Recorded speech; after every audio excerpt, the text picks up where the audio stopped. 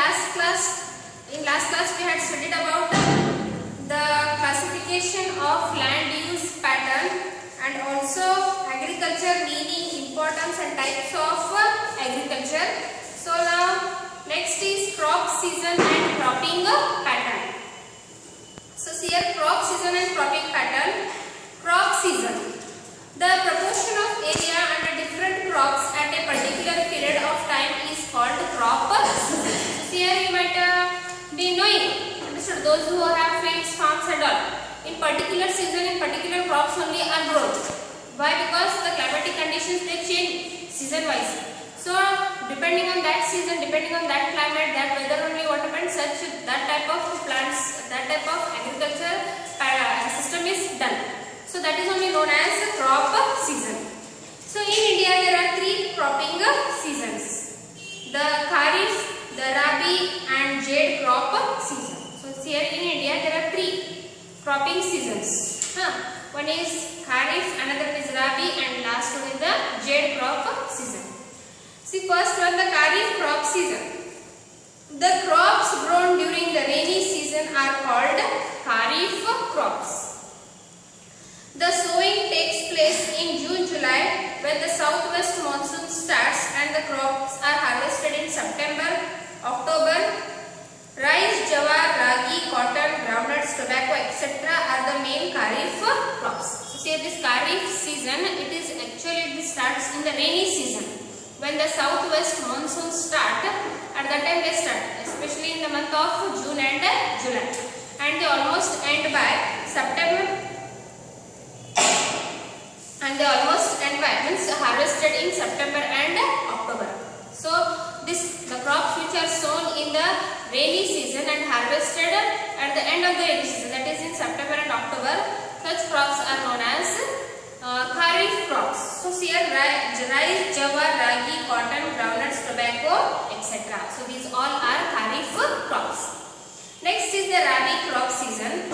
The sowing takes place in October, November when the northeast monsoon begins and are harvested in February, March. So here next is the Rabi crop season. This takes place, the sowing of these crops takes place in October and November and harvesting takes place in February and March when the northeast monsoon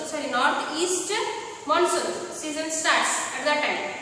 Sowing takes place in October and November and harvesting takes place in March and February. So here crops like wheat, barley, gram, linseed, etc. These crops are Rabi crops. Next is the Jade crop season. The crops are grown in between the Kharif and the Rabi crops are known as Jade crops. So in these two seasons, that is Kharif crops and Rabi crops, between these two seasons, the cropping pattern whatever is done, that is known as Jade crop season. So they are watermelon, cucumber, oil seeds, some pulses, vegetables, etc. So these are the crops which are Jade crops. Next here, cropping pattern. The cropping pattern of a region refers to the proportion of an area under different crops at a given time. The cropping pattern of any region in India changes from time to time. It is due to several factors such as leaf features, soil, climate, size of farms, water supply, income of farmers, technology, etc. So here this cropping pattern, it changes from region to region. Understood? From region to region means from north, south, west, east and all. Here if you go to different places and all, from one region to different region the cropping pattern is different. So here and also it depends upon various factors like the quality of the soil, the fertility of the soil, and next is the climate, the size of the farm, the water supply, the laborers work, the technology which we use. So it depends upon these all. So that is all known as crop pattern.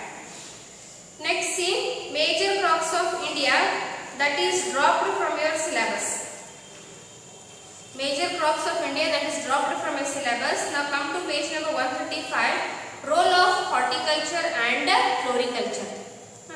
Horticulture and floriculture. The name floriculture itself tells us, means flowers.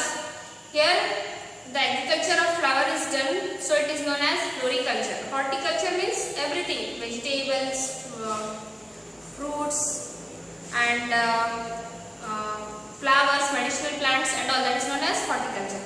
So here horticulture, the intensive cultivation of fruits, vegetables, flowers, medicinal and aromatic plants is called horticulture. So whatever you grow, whatever agriculture is done, that all mostly all product is that comes under horticulture. In India, horticulture provides an incentive for making agriculture more profitable through efficient land use, optimum utilization of natural resources and generating skilled employment for the rural masses. It enhances exports and provides national nutritional security. So here intensive farming, understood?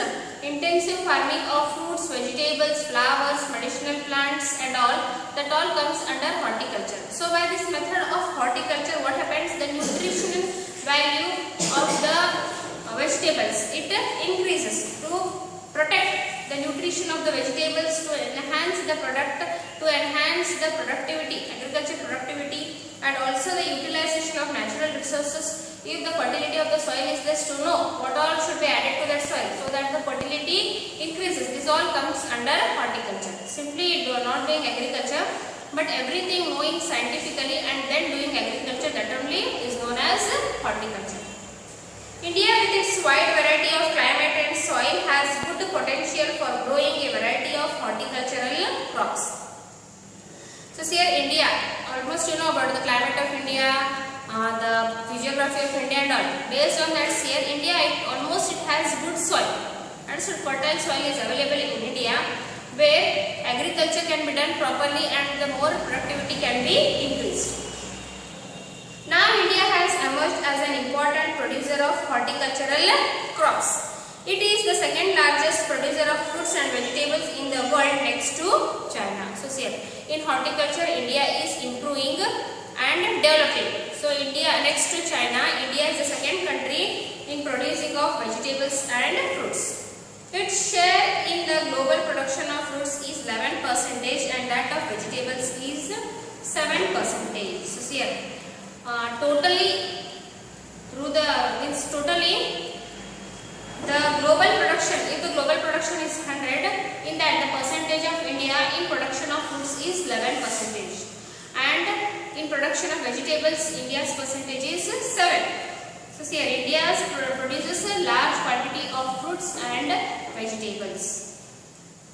Horticulture is carried on mainly in Andhra Pradesh, Haryana, Himachal Pradesh, Jammu and Kashmir, Karnataka, Tamil Nadu, Kerala, Maharashtra and Uttar Pradesh. So here horticulture is done in these all states. Next, floriculture. The name itself tells, floriculture means cultivation of flowers. So here it is a cultivation of flowers for commercial purpose. India is known for the art of growing flowers since time immemorial.